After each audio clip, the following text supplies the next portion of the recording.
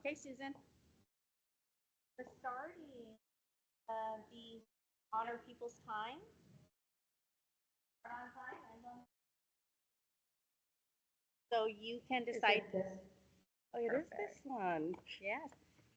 So it's up to you whether to. No, I think we can just get started.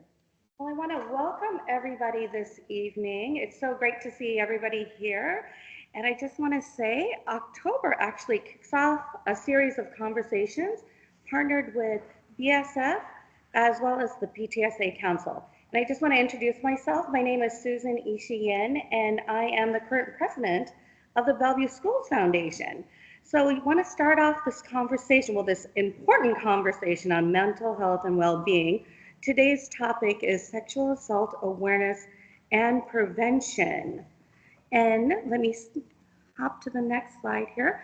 Just want to share the agenda with everybody. First, we're going to start off with elementary, elementary refusal skills. Then we'll go on to secondary sexual assault prevention, curriculum and instruction, and conversations about personal safety for families and King County Sexual Resource Center. And we have people from the King County Sexual Assault Resource Center tonight. So thank you very much for being here. And of course, our wonderful counselors from the Bellevue School District. Thank you so much. Skipping to elementary. So I would first like to introduce Michaela Fontone from Cherry Crest Elementary School, and also Randy Peterson, Social Emotional Learning and Health Curriculum Developer. Thank you both. Thank you for having us. We're really excited to be here tonight. So we're gonna jump in and get started and share with you what we kind of scaffold this tonight in a developmentally appropriate way, what we talk with some of our youngest students about, starting in kindergarten through elementary, and then we'll jump into talking about what they learn at the secondary level and middle and high school too. So Michael and I are really excited to be here with you. Just wanted to share with you the scope and sequence of where do we teach refusal skills to students kindergarten through 5th grade. We have a rather robust Tier 1 social emotional learning and health curriculum built out at the elementary level. And so in kindergarten through 5th grade, students are taught the Bullying Prevention Unit, or BPU, where they're learning to recognize, report, and refuse. And we brought these postcards with you, so on your way out tonight, you're welcome to stop and grab some. It's nice to have the visual supports for the younger students, just to have conversations at home. So these out on the counter and they can tell you what they mean. And then we also explicitly teach sexual abuse prevention, starting in kindergarten with the Child Protection Unit. We utilize Committee for Children's Second Step program as our social emotional learning curriculum preschool through 2nd grade. And Committee for Children is actually a local company. They're based out of Seattle here. But they began their work in the 70s as a sexual abuse prevention program. And so the Child Protection Unit, we've been using it in Bellevue for about 10 years now. Really developmentally appropriate touches on that. And Michael is going to talk more about the details where classroom teachers partner with our amazing elementary counselors to teach this content to kids. And then in grades 3, 4, and 5, we kind of double down on refusal skills. And we teach that through our health units. In 3rd grade, that's focused on tobacco. 4th grade, tobacco and alcohol. And then in 5th grade, students get it through their drugs unit, and then our FLASH unit, which stands for Family, Life, and Sexual Health, which is our district adopted curriculum that is actually published by King County. So here are some of those visuals that go with our Second Step Bullying Prevention Unit that's taught K-5. And October is Bullying Prevention Month. A lot of our classrooms are doing this content right now. You've probably heard of Unity Day, which was just last week on Wednesday that Bellevue School District and many other schools across the country celebrate and talk about bullying prevention in that aspect as well. And this curriculum is a host of lessons, actually one big unit of lessons where our kiddos will learn those refusal skills. So the 3 R's is what we call them for short, and they've got recognize, report, and refuse. What I love about the connection between our BPU, bullying prevention, and our child protection unit is those 3 R's stay consistent across both curriculums. So it's really easy for our kids to remember, and they're very able to recite back those 3 R's, and they get a lot of practice role playing, talking about words to use, how to use an assertive voice, what does that mean? They do a lot of modeling, but also role playing with those skills, which I love to see, and they're just so great at doing it. It's really fun to watch. Here are the visuals for our child protection unit, and this is a host of 6 lessons. So the classroom teacher teaches the first 3, and those are traditionally around our never never rules and our ways to stay safe. So again, those same 3 R's. There's really fun, engaging songs that are played that the kids always cheer whenever we play them, and they can sing all the words together. It's really sweet and a fun way to get them engaged in the interactive content. And then for lessons 4 and 5, which go into the touching rule, which you can see up here, that a bigger person should never touch your private body parts except to keep you healthy. And our never keep secrets rule in lesson 5, never keep secrets about touching. Those are the 2 rules that a school counselor would come in to teach or co-teach with the classroom teacher. So we have extra eyes on the kiddos to see if this brings up anything for them or if there's anything that they have more questions about. So we have that 2 adults to talk through that with them. And again, we do lots of modeling and practicing of what it looks like to recognize, refuse, and report. These are the lesson titles for our child protection unit. Again, those skills of recognizing what is safe and unsafe touch, what is appropriate or not appropriate touch. How do we report and refuse if even someone's giving us a safe touch that we don't want, right? That consent piece. A hug is still safe, but it doesn't mean that someone gets to help me without my consent. So how can I refuse and report if that person doesn't listen to my refusal? And then talking through the touching rule, practicing how to stay safe, and then there's a review lesson at the end the classroom teacher does as well. So these are all created to help protect students from all walks of life, anywhere around the world, and they're very age appropriate and are scaffolded really nicely through the grades.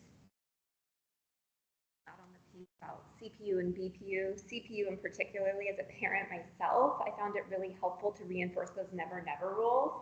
So, I mean, it's things like never ride in the car without a seatbelt. So we'd get in the car and they weren't pulling their seatbelts. And I'd say, oh, I can't go. What's the never, never rule? Because I knew that they were learning it at school. Or, oh, you're getting on your bike. What's the rule? Oh, we never ride on wheels without a helmet. So some of those basic things, just to use that language, can be really, really helpful about keeping our kids safe. I want to touch on 3rd, 4th, and 5th grade health as well. So again, we really want to reinforce these refusal skills. And so the visual is say no, explain why, suggest an alternative, and leave if you need to or want to. And so these are the things that we then practice with tobacco. And these days it's vaping. Someone presents you with a vape, you need to say no and explain why. That can be harmful. Instead, let's go out to the track and run around. They can leave if you need to. And so giving them opportunities to practice these things.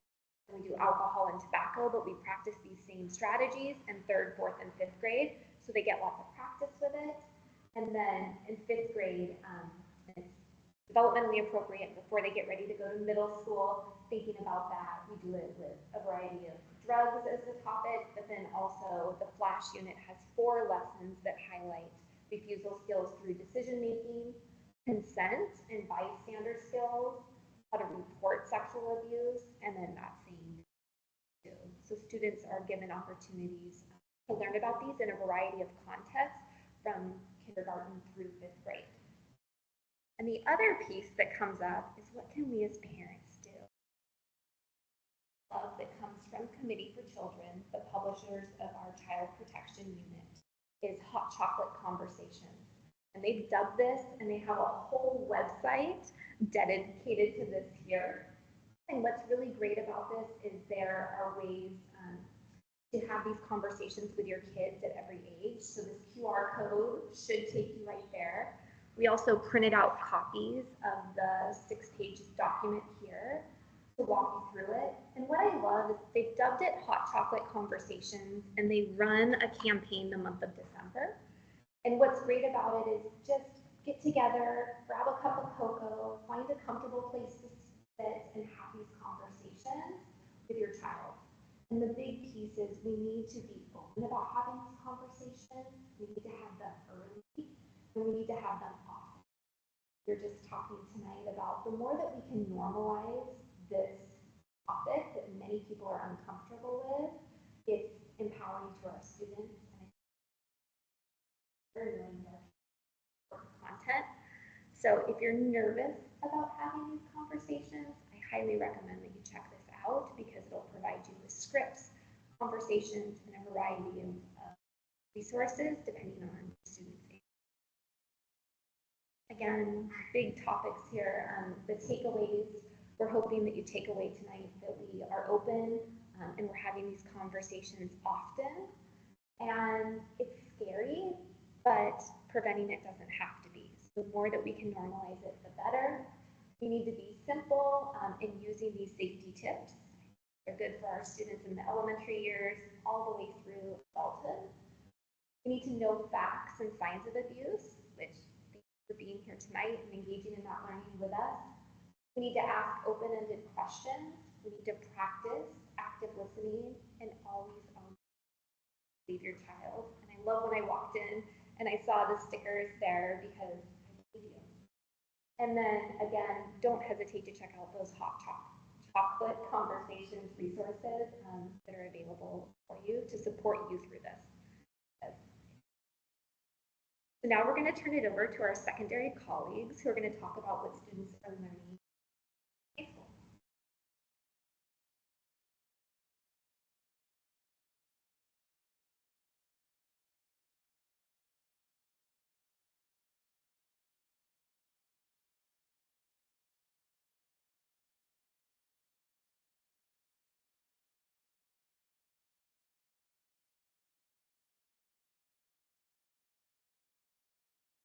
All right, my name is Wendell Hill. I'm a curriculum developer for health and PE.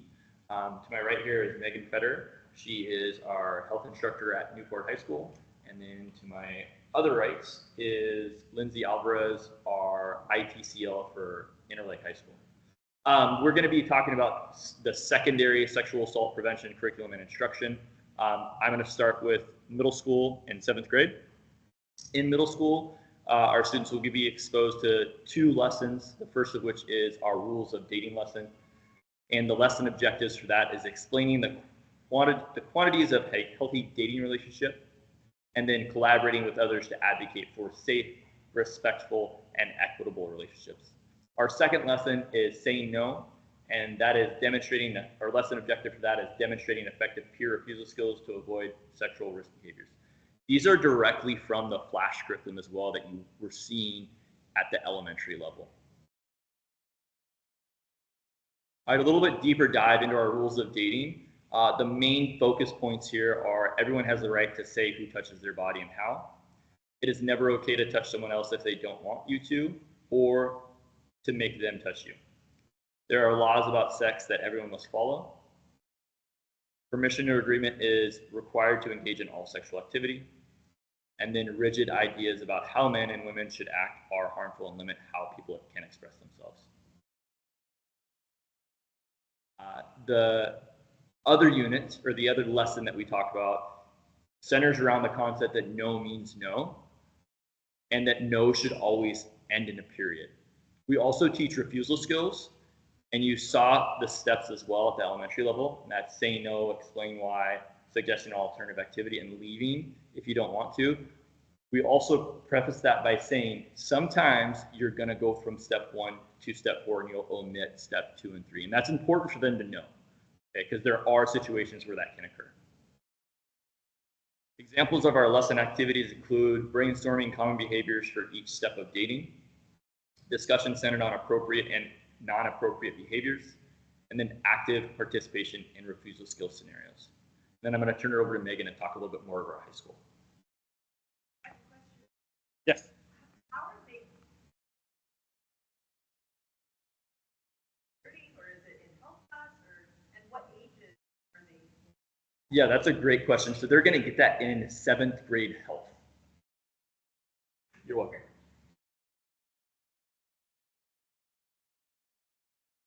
jump in anytime too, because she's taught health as well. But for high school health, we go deeper into consent and really coercion and sexual assault. So that's kind of the theme of our flash curriculum. And we also go into talking about bystander intervention. And so what can we do if we're seeing peers do behaviors that are not okay? Kind of similar as looking at the elementary curriculum of the bullying and harassment of interrupting certain behaviors, because that peer pressure goes a long ways. So we talk about, if we see things, how do we interrupt it? Maybe it's creating a distraction. Maybe it's recruiting other people to come help you. Maybe it's pulling somebody away, like, oh, I need to borrow them for something. And so we teach kids those skills of how to intervene with certain behaviors. We also talk about healthy and unhealthy relationships, which I think we'll have a slide that has some specifics in recognizing that, of what does a healthy relationship consist of, what are signs of an unhealthy relationship, and what are warning signs of an abusive relationship. So then kids can start to recognize those different pieces. Other things, we also, for coercion and consent, I guess I'll go to the, because I have more consent slides. So here's just kind of a snippet of what are the warning signs of abusive relationships, what do people in healthy relationships do. We go through scenarios in health class and actually have kids recognize, is this healthy, is this unhealthy, or is this warning signs of abuse? And I think a really powerful piece of our health curriculum is that it's not just being lectured to, but it's actually kids talking to each other and hearing them say what's healthy and what's unhealthy.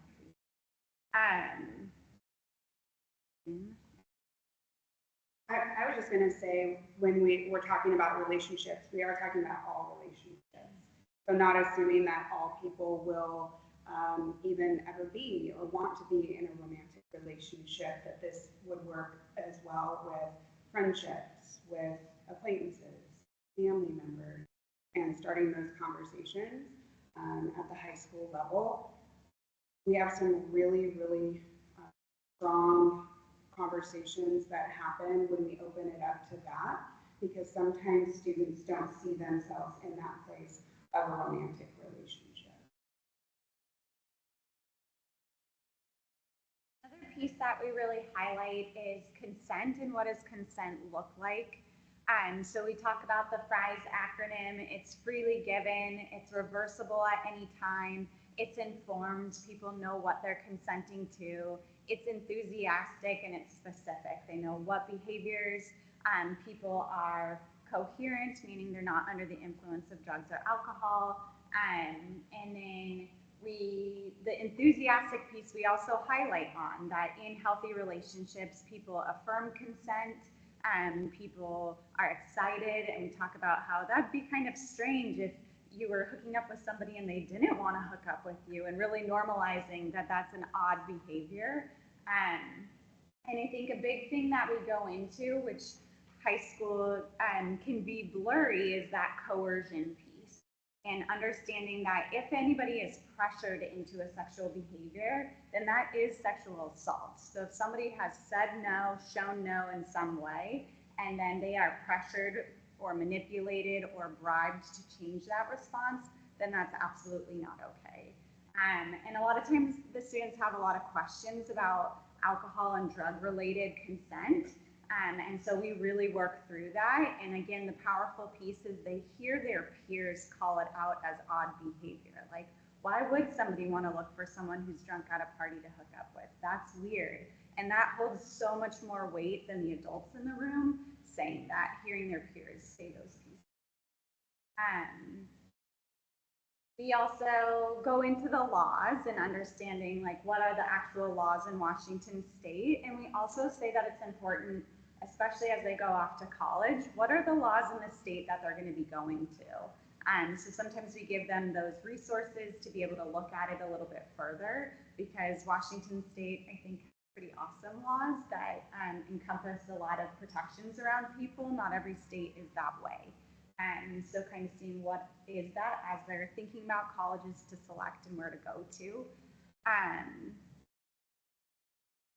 Yeah, what I also like about this curriculum or the message that we do on the prevention piece is that it used to be, maybe you think back about your own schooling around it, that it was very victim blaming, and that has since shifted to see how do I know that I'm not hurting somebody else as well as part of that conversation, because hopefully we're having those conversations beyond the, like, well, what did you do? And we want to remove the what did you do and put it more on that singular person. How do I know that I'm not hurting anybody else? How am I keeping myself? I think another thing to add on is sometimes in our classes, I know I've had students in this position before, and I'm sure Lindsay has as well, but sometimes we have a student who has been an abuser in the room. And so that's something that we are then teaching to them as well, right? Of understanding where this cycle comes from. Most people who have sexually molested somebody were also sexually molested, and understanding where that cycle comes from, and then building on that empathy piece of really understanding it's not avenging something that happened to me, but I'm now hurting another person. And so our whole class, I think, is focused on teaching empathy, but then for sure within our consent section, we talk about that as well. One of the consent activities that we do is we have a sorting activity, and on the board we'll have this is consent, this is not consent, and we're really unsure of whether or not this is consent. And then we give students a variety of phrases. And as table groups, they kind of sort through those phrases and then put them in the category that they think it belongs to. And at the end, we break it down. And so very few are in the yes, this is consent category. It is yes, or maybe somebody with their body language indicated consent, and we talk a lot about that of if we're just getting to know somebody, we might not be able to read their body language very well, so we might want to make sure we're getting verbal consent that way. But as we get to know our friends, our partners better, then sometimes we're better at seeing that body language. But anything that's in the maybe unsure category, automatically not consent. So if you are unsure, that's when we're gonna back away and we're gonna seek consent, or we're gonna take the pressure off the situation. And so really making it clear that you need a yes, or everything else besides that is not consent.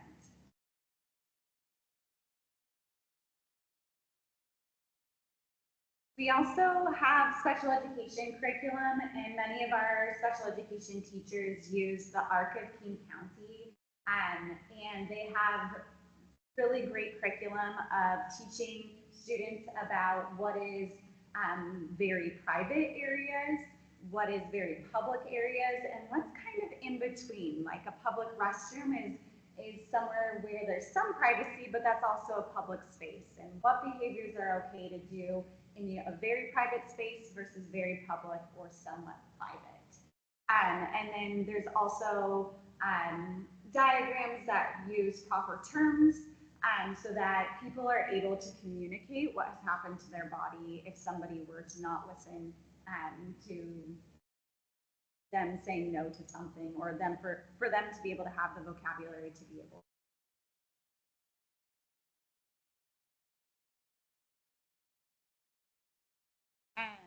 Finally, I think what is been a fun project has been giving resources to families. And so I think once we get to the high school level, a lot of times school kind of backs away from giving family resources, and high schoolers are a little bit more independent. And so we've been working really hard to get parents more involved in the health curriculum so that they have those resources, because these are the things that are going to keep them healthy for their entire life. And so for each unit, there's resources, podcasts, books to read, articles to read that are in alignment with the curriculum. But specifically, we pulled out some resources that have to do with sexual health and how to keep your kids safe online. I was just in a presentation with Jonathan Haidt, who wrote The Anxious Generation last week, and he talked about how we really overprotected in real life and underprotected online. So I would say your students are most at risk and most vulnerable in their online spaces. So through social media, through video games that they play, people can contact them, strangers can, and that puts them into a very vulnerable position. So here are some of those resources, and in different languages, and you can scan those QR codes and have access to them there. All right, and then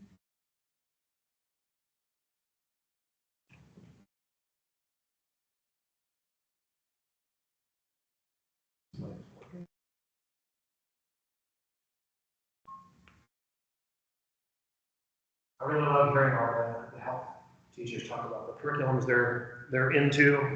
It's very encouraging. My name is Chris Johnson. I'm the Director of Prevention with King County Sexual Assault Resource Center. I'm also a licensed mental health clinician, and kids as young as 6 who have experienced sexual assault or sexual abuse, and adults as well. Over here, I have my colleague Hannah Pepin. She is also a prevention service specialist, mental health clinician as well. And then the end down here is Jessica Coles, prevention service specialist, but also a former legal advocate with us. And her specialty was working with commercially sexually exploited children. So we'll stick around tonight afterwards if anybody has questions for us. See what we can get through tonight. Briefly, this is the first slide we always show, and anytime we're in front of an audience, whether that's an audience of educators, parents, prosecutors. First point, not knowing is normal. A lot of the stuff that you may learn here tonight, you may not have ever heard before, and that's fine.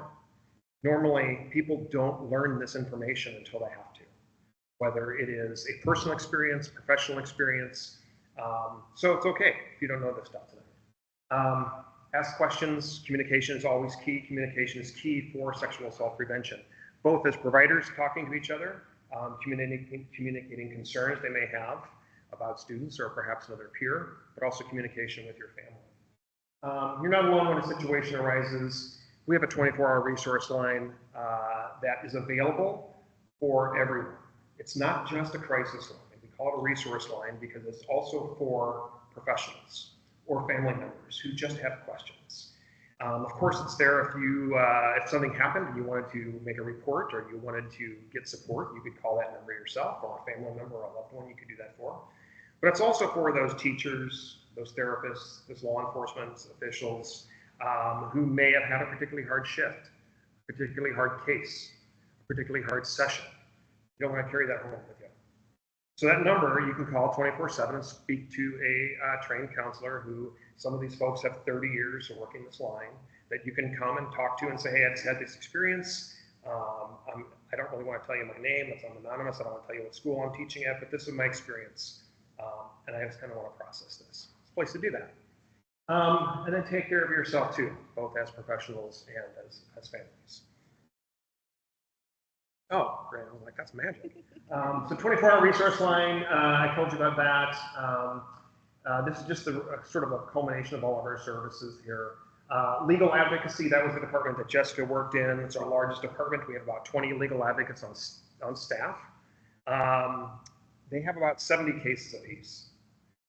So we have a lot of caseloads, averaging around 1,500 cases at any given point. And these are only the cases that are going through the criminal justice system. So we serve folks who never go through the system.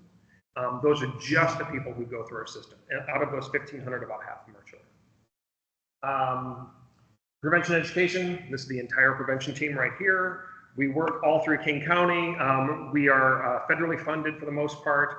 Right now, we kind of camp in Renton, which is sort of where our main office is, but it's also where we are heavily in the schools. We are also in middle schools and high schools, teaching very similar things, helping health teachers teach these things also.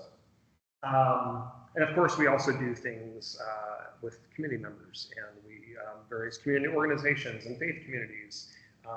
Anybody who's going to listen to us, essentially, we will go there.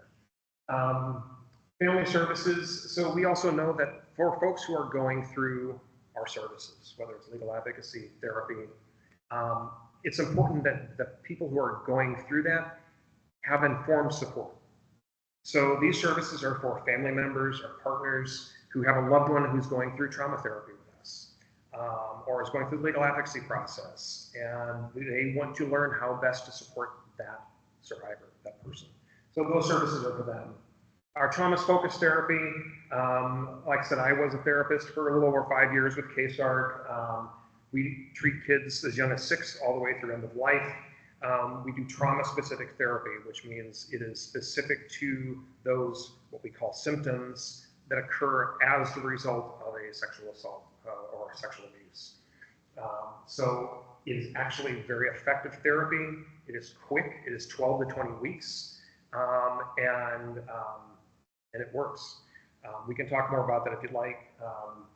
And then our Don DeVos program is all of these services offered in Spanish. We have bicultural staff as well who offer all these services in Spanish. We also now have a legal advocate who also speaks Mandarin. We have an ASL interpreter as well on staff with us, and we have Somali for the first time. We just hired a Somali. So this is all of our services, some of the accessibility things that we have. All of our services are free. We will take your insurance if you get it, but cost is never a barrier. So this is important, especially when we're talking to younger kids, because here in Washington State, 13 and older, you can receive your own mental health treatment, and they can do so at our office at no cost and without parental consent, which is important because sometimes the abusers are in the home. We offer therapy virtually as well as in person. We have locations up in Redmond at the Evergreen Hospital up in Redmond and down in Federal Way also. Just a little bit of a snapshot of the folks that we serve. Like I told you, 1,500 legal advocates, legal cases. Our victims, average age 16, mostly female. Our defendants, average age 39. And male defendants, 95%. One of the things I like to say about this slide, and we know this to be true, that most sexual assault is perpetrated by men. But I also like to say that we also know that most men do not perpetrate sexual assault. So these statistics, I think, can be scary for folks, but we also know that people who harm children typically harm more than one child. They typically have several victims. And just another little bit about our snapshot of who we serve. Majority of folks are women, but about 17% are men, 1% trans and non-binary. And then I'm just going to take a little break and let you see a video that our office produced that is directly tied to what we're talking about tonight. I tell her lots of things. Do chores, walk the dog, watch my little brother. Brush my teeth, do my room, study math. It's tell you something. Is this thing even on? I feel closest to you when we both talk about stuff. A lot. Talk and talk and talk. Talk to me about my feelings. At bedtime, in the park, in the car. Make talking about feelings part of every day. Every day. Talk with me a lot. Talk with me a lot so when I have something big to tell you, I know I can. I need to know I can tell you anything, even something scary. And that you don't believe me. It helps me know I can talk or even text. What matters is that you're listening to me. Sometimes my feelings come out of words or other ways. Nightmares and stomach aches. You might think I'm mad or sad, and I like to feel scared or confused. It can be. It might be a feeling I need your help with understanding. I need to know about safety rules. Teach me safety rules. Teach me that there are okay touches, not okay touches, and confusing touches. I need to know. It can be so easy. Tell me that no one should touch my private body parts.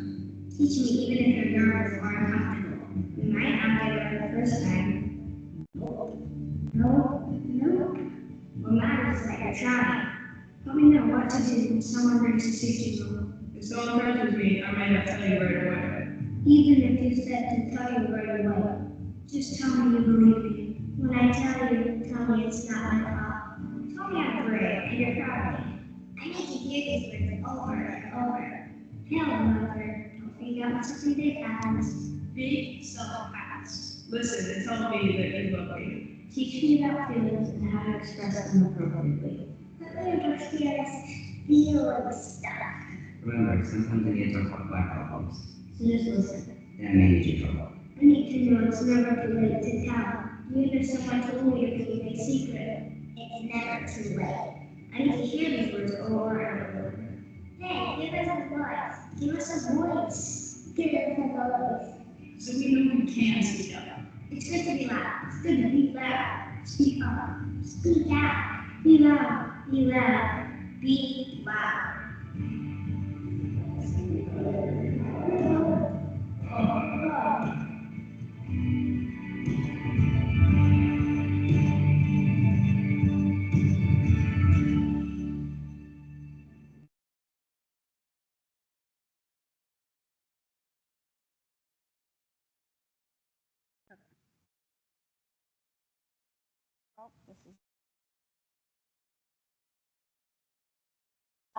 So yeah, that was a video that we produced at King County. That is a lot of children and staff that were in that video. So, but yeah, it's talking about like this is what our kids are asking us for.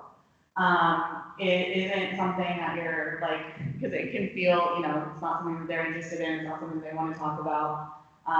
But it's important, and also it doesn't have to be, like sexual assault prevention doesn't have to be as big and scary and different than any other personal safety conversation. So a lot of the stuff that we're talking about are things that are probably stuff that you already talked to your kids about, right? Like you were saying, do it like seatbelts, helmets, like that's personal safety. And this can be tied into those same conversations. So the terms that we use are the okay, not okay, and confusing touches. I think we started with saying things like good and bad, but sometimes bad touch feels good, and that's confusing. And so making sure that that is also something that we are talking with kids about, where it's like, it's not always going to be painful, or something that you would recognize as harmful if it's not something that was discussed before, as far as like older people cannot touch certain parts of our bodies, things like that. Be able to identify body parts by name, which is something that the curriculum is also talking a lot about. That is one of the best ways to prevent sexual abuse grooming. So predators will look for kids that don't know the names of their body parts, because they're less likely to be able to explain something that happened to them. And it's also showing that you're not having these conversations with them if they don't know these terms and these words. An example that we heard when I was a legal advocate was we had a child disclose that had told their parent that, or told a teacher, I believe, initially, that like their Uncle Tim had licked their cookie, but what they didn't know was that cookie was the term that the mom would use for vagina. So like if you're not giving them the words, then they won't be able to explain what's happening to them. And then the difference between secrets and surprises. Talk about how surprises are something that will eventually be told, eventually be confirmed, something that is for the other person, whereas secrets are things that aren't supposed to be told, and we should never be keeping secrets from anyone, and distinguishing that between surprises, something that is going to eventually come out, and encouraging them not to keep secrets. Teach children that their bodies belong to them, so that consent education that we start teaching in elementary school, and then continue that as far as like, it's okay if they don't want to give somebody a hug today. Not making them do that. I know that in my life, in my family, it was respectful to say hello, to give a person a hug, to give them a kiss, and also like letting them know that that is okay though if they don't want to do that today. If that is not something that they're comfortable with, always letting them have that autonomy over their body and what happens to their body. Like there are certain things that we say is like, if it's to keep somebody safe, like physically moving somebody out of the way of something, you don't want to be like, is it okay if I touch you? But there are most instances where they should be able to decide what is happening to them.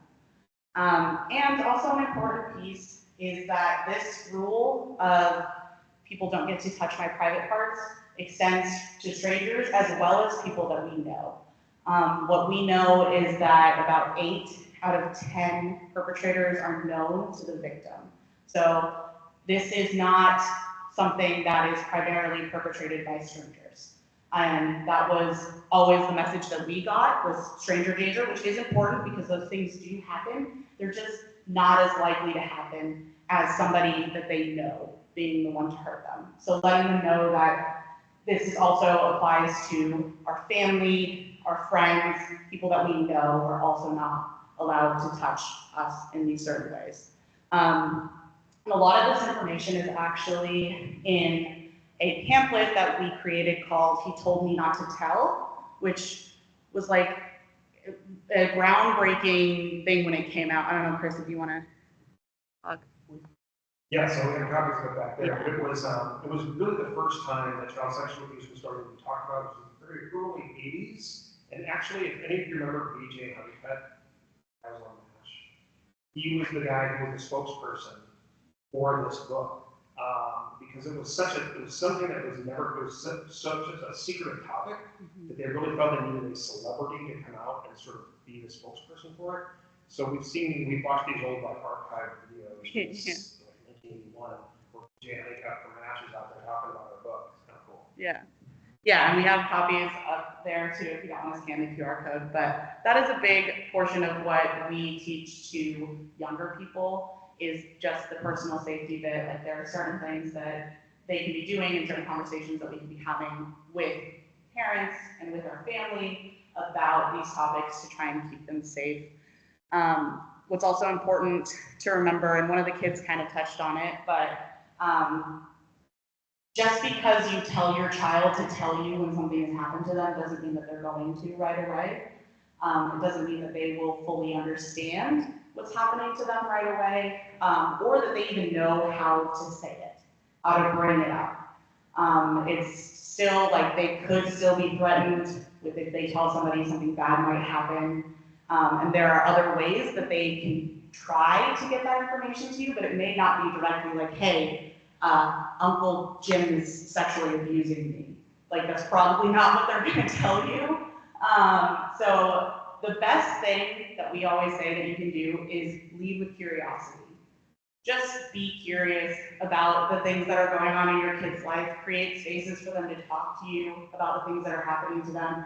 And if you hear certain things, ask questions, right? Like, the babysitter and I have a secret. Oh, that's interesting. What's the secret? Like, it's okay if you tell me, like, I'm your mom or I'm your dad. Like, this is a conversation we can have. We talked about secrets, right? It's not okay to keep secrets. Is this a surprise? Is this a secret? What is it? The I don't want to go or I don't want to see is something that we saw a lot.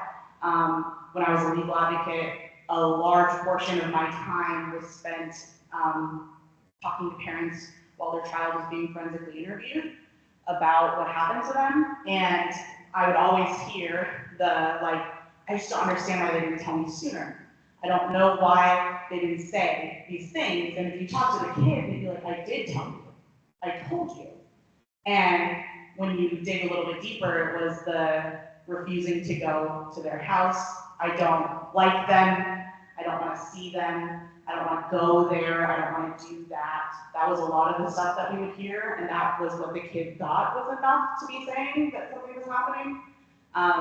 So always asking, like, oh, like, do you not feel well today? Is there something that happened last time? Like, just asking questions. She makes me feel weird, like Mr. Smith has an itchy beard, right? Like, why would they know that? There's things that they're saying, and you're like, oh, I should have that information.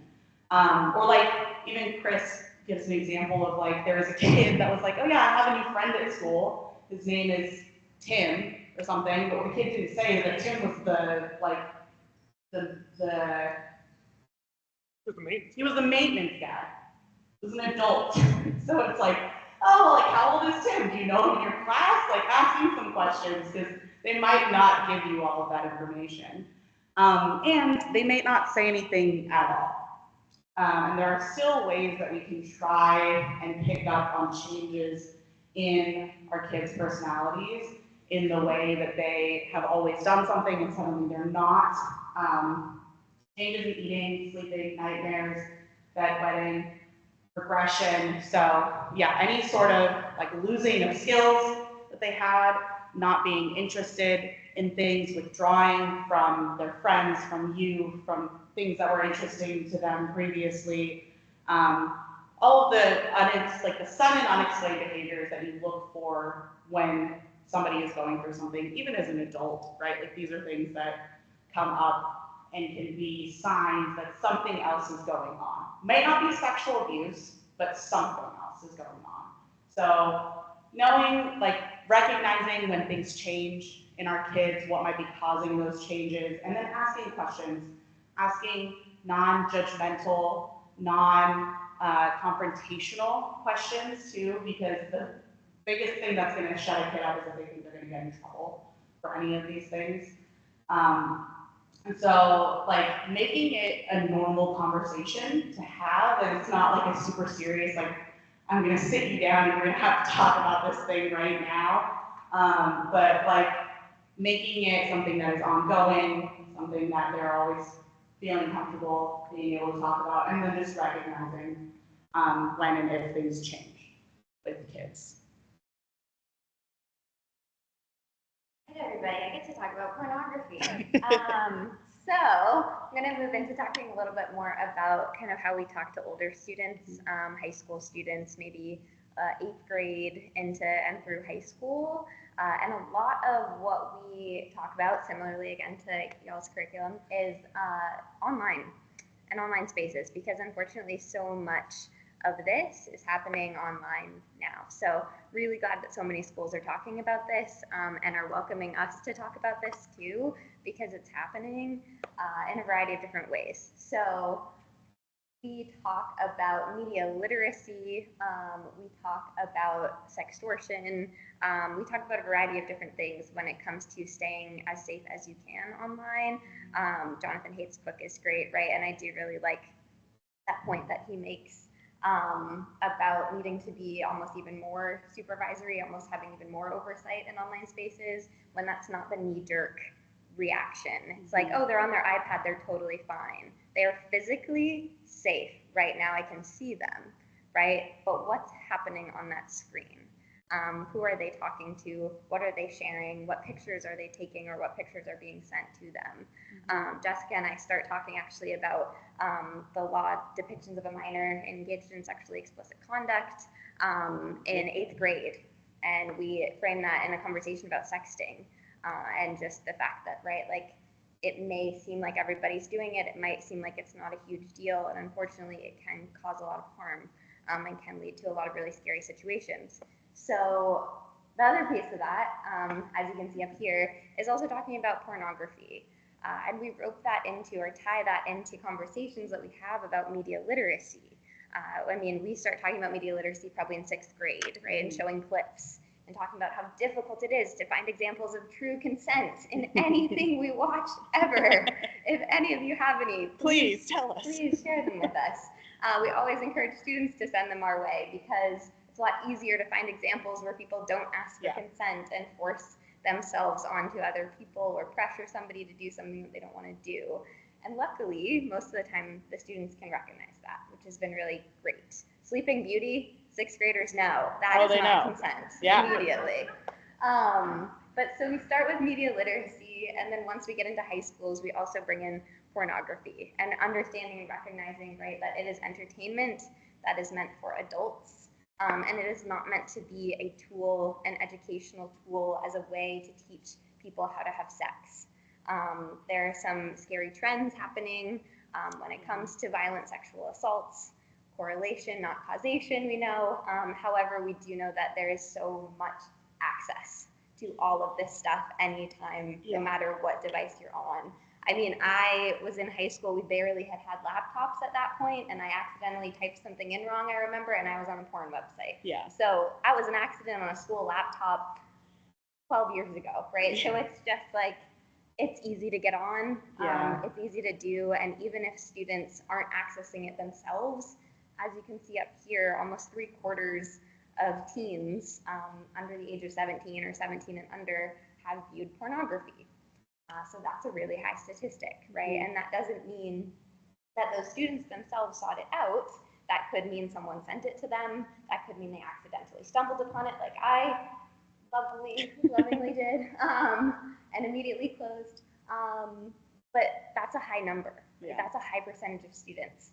And the other thing that we know about this, because we get anonymous questions, we solicit anonymous questions from students in high schools, is that they are using it as an educational tool a lot of times, or they are trying to figure out what is sex, what does this mean, how do I do it, and pornography or inappropriate TikTok videos are the way that they're figuring it out.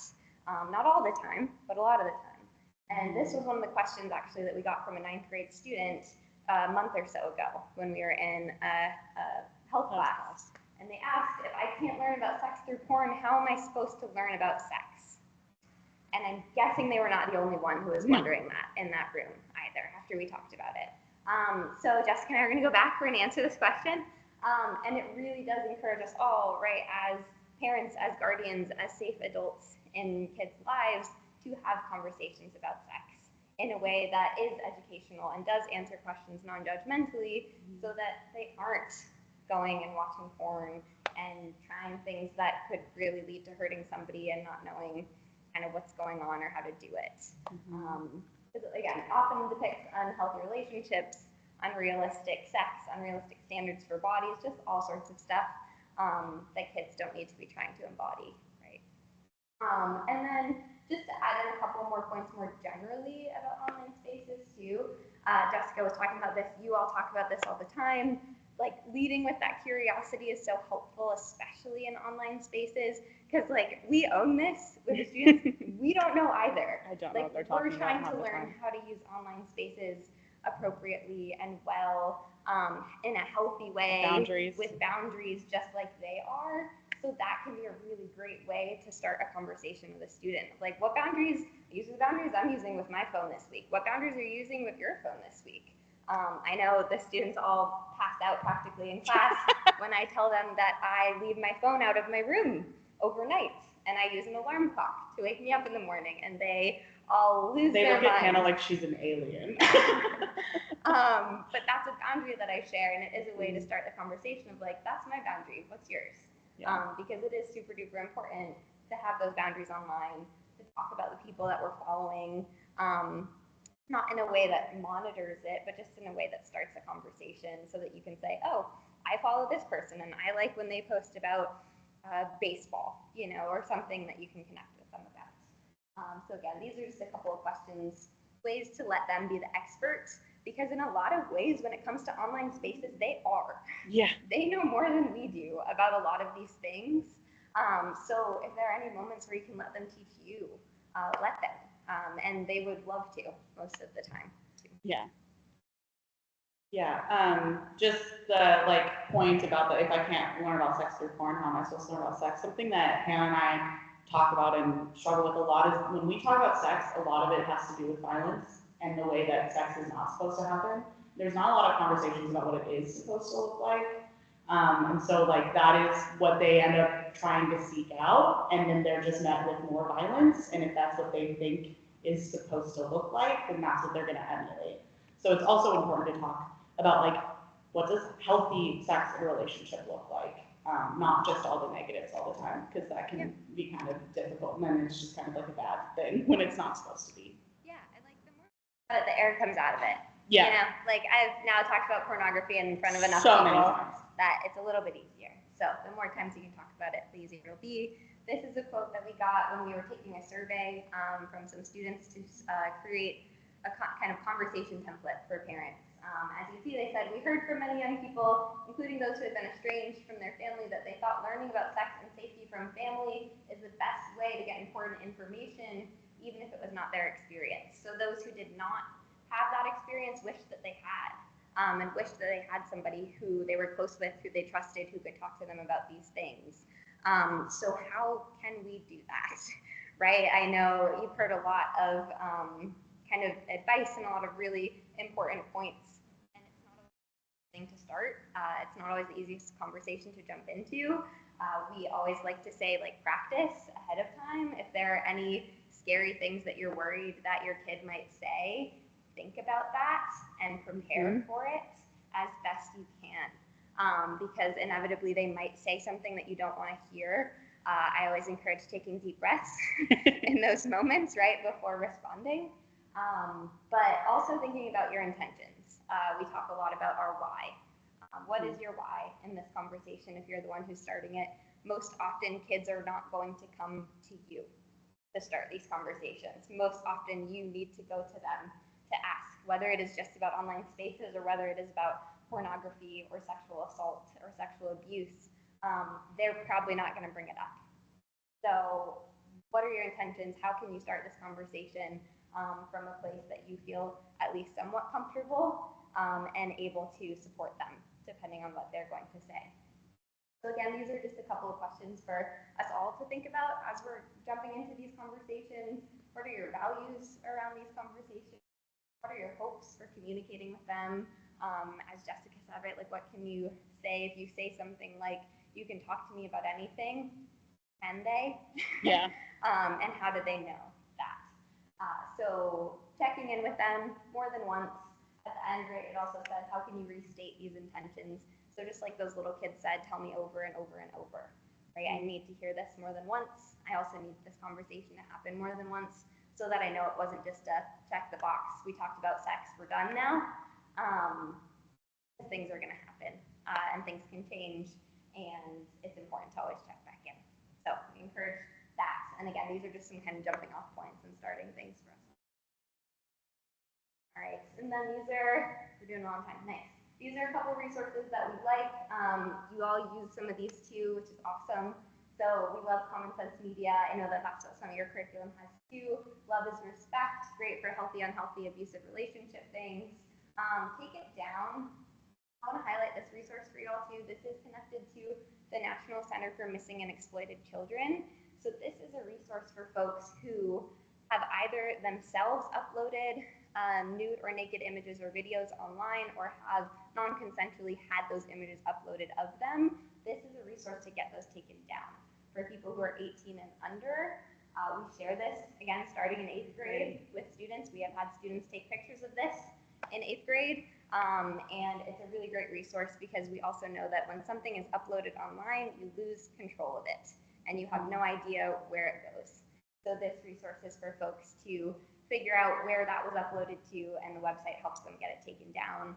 They also have a resource for folks 18 and over too, and it's connected directly to that website. So these are just a couple of resources we love, and we share all the time. Please also reach out to us at any time. That's the email that will connect you to our team, education@ksark.org. Again, like Chris said, we do this all the time. We're always happy to talk to parents and communities and schools and students because we know how important it is to just talk about it and just have these conversations and be together. Yeah, and if you have more questions about like the curriculum that we do in the schools that we're in, we have a podcast because everybody has a podcast at this point. But we created this podcast essentially to reach the parents of the students in the classes that we are in, to break down everything that we talk about with the students in the classroom. And also we have frequently asked questions that we get from students. We answer those with some of the other team members from KSARC. And we also have ways that you can continue those conversations at your house as well with your students.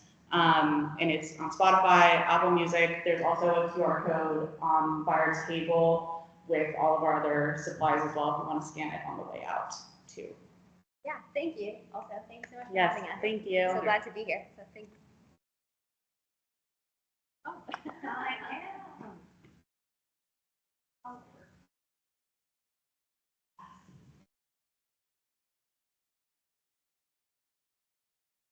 I just want to say that I've learned so much tonight. And as a parent of two and a junior in high school, I am amazed at all the resources that all of you provide for the students. And I sincerely say this with the bottom of my heart. Thank you so much. Because I feel like me being an Asian American, we don't talk about this stuff at home. I don't know about everybody else, but I feel like a lot of these topics, the porn, the assault, the resources, we just don't talk about. So once again, very thankful. And I know this is definitely, you know, it is a scary topic for parents, but I love the fact that we're able to have this in the schools, starting from elementary schools. So thank you. And so for those who might not know about the Bellevue Schools Foundation, we're a nonprofit that's been around for 45 years. And the sole purpose of us being here is to raise money for programs like this. And you can definitely see that your support made a huge difference. And when you look at the total last year and what we are able to allocate, 200,000 for mental health support, I think this is huge. And for just a little plug here, you know, to continue this great program, you can scan this QR code. If you're ready, you can definitely donate there, but there's more information on our website as well.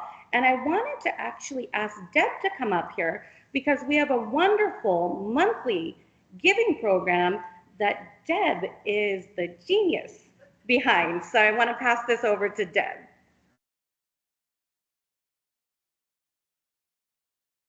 Okay, so we all like gems, right?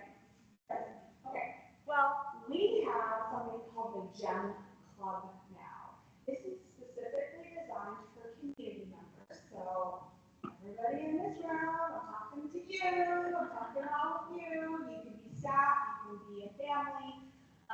The idea here is for you to be engaged and you to be involved in a way that's meaningful to you, whatever that looks like. And really how that translates is just a monthly donation. I don't care if it's $5 a month, $10,000 a month. Oh, Yeah, oh, no, that'd be great. You're all treated, you're all part of the club once you do that. And by doing that, you're showing commitment and engagement. Programs like this, programs that you're seeing in the schools, that we support, and there's swag. So, and VIP benefits, and all sorts of wonderful things that come out. So, this is one way to engage in the community. You get up-to-date information about events like these events, maybe books, different things that are a little plus.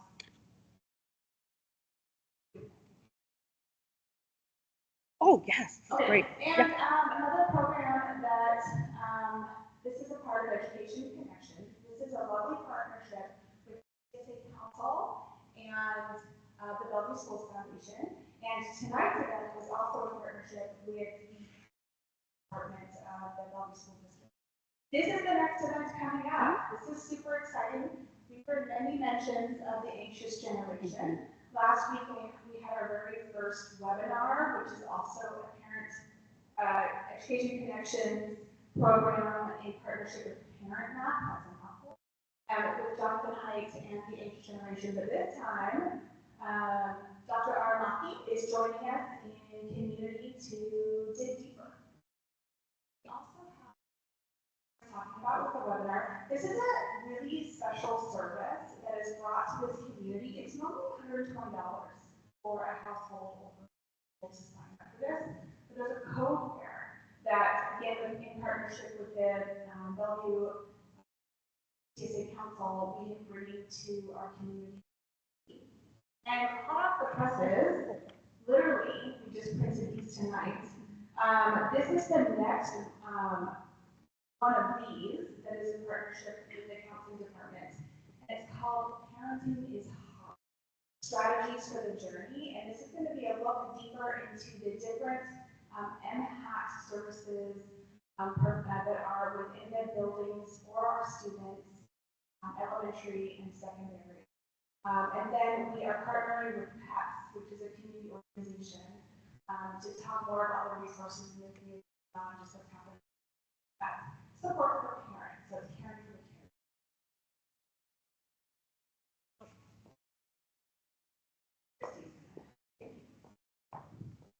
I want to thank you all for joining us tonight. We're very excited that PTSA Council and the Bellevue School Foundation and our amazing counseling department and MPAC counselors and everyone are so supportive of this community. I know that my family personally has struggled with mental health, and it's hard to find resources, and it's hard to feel like you have that sort of support behind you. You feel very alone, but it's just so exciting that our kids are getting this information, families are getting this information, and it's not a one-time conversation. Keep going and going. So we're very excited for the upcoming work. If you don't know, PTSA Council supports all of our local PTAs. We have 28 of them in the Bellevue area, including our online digital discovery, also is a PTA. And so what council does is just supports all of them. We help support programs like this. We love to partner with all of our organizations. And one of the biggest things PTA does is advocacy work at both the state level, district level, and within our community. So if you know anybody who is interested in joining more council, we are always looking for more people to, again, make connections. Thank you all for coming tonight. We really appreciate it. Thank you. And we have some time for questions. So if anybody has a question for our speakers,